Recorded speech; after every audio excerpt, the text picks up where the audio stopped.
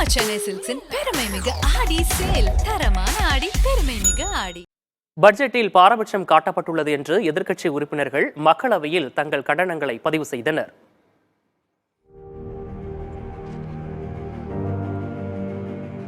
மக்களவை கூடியவுடன் எதிர்க்கட்சி உறுப்பினர்கள் தங்களுடைய இருக்கைகளில் எழுந்து நின்று முழக்கங்களை எழுப்பி பட்ஜெட்டுக்கு எதிர்ப்பு தெரிவித்தனர்.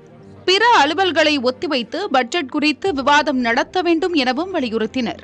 ஆனால் கேள்வி நேரம் முடங்கக்கூடாது எனவும் எதிர்க்கட்சிகள் எழுப்பும் பிரச்சினைகளை பட்ஜெட் விவாதத்தின் போது பரிசீலிக்கலாம் எனவும் சபாநாயகர் ஓம் பிர்லா தெரிவித்தார்.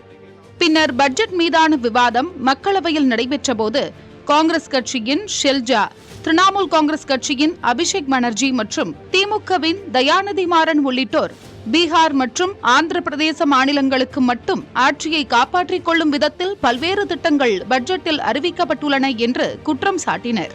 அபிஷேக் பானர்ஜி பேசிய கருத்துக்களுக்காக பாரதிய ஜனதா எம்பிக்கள் கடும் கண்டனம் தெரிவித்து குரல் எழுப்பியதால் அவையில் அமளி ஏற்பட்டது.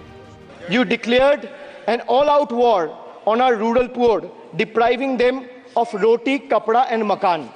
Sir, Honorable Finance Minister gave a statement today in Rajya Sabha saying that Bengal has failed to implement the scheme that Central has aided in the last 10 years.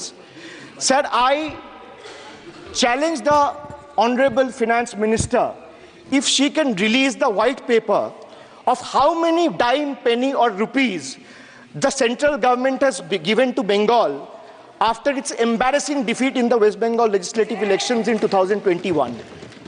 மக்களவையில் பேசிய தயாநிதி மாறன் தமிழ்நாட்டின் கோரிக்கைகள் பட்ஜெட்டில் நிறைவேற்றப்படவில்லை என்று குற்றம் சாட்டினார். The budget, the finance minister says it will train 20 lakh people in a year's time. But my Dravidian model chief minister, M.K. Stalin, is already introduced a scheme of training 15 lakh youth in a year. A state government is training 15 lakhs.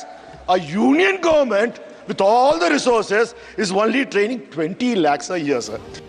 Budget மீதான பொது விவாதத்தில் பேசிய Tripura Bharatiya Janata MP Biplab Depp, அனைத்து மாநிலங்களிலும் அனைத்து துறைகளின் நலனும் பாதுகாக்கப்படும் என்றும் மாநிலங்களுக்கு கூடுதலாக 4.82 லட்சம் கோடி ரூபாய் மத்திய பட்ஜெட்டில் ஒதுக்கப்பட்டுள்ளதாகவும் தெரிவித்தார். 2047 வரை தேசிய ஜனநாயக கூட்டணி ஆட்சியில் இருக்கும் என்றும் அப்போது இந்தியா புதிய உச்சங்களை எட்டும் என்றும் தெரிவித்தார். புதிய தலைமுறைக்காக புதுதில்லியிலிருந்து செய்தியாளர் கணபதி சுப்பிரமணியம்.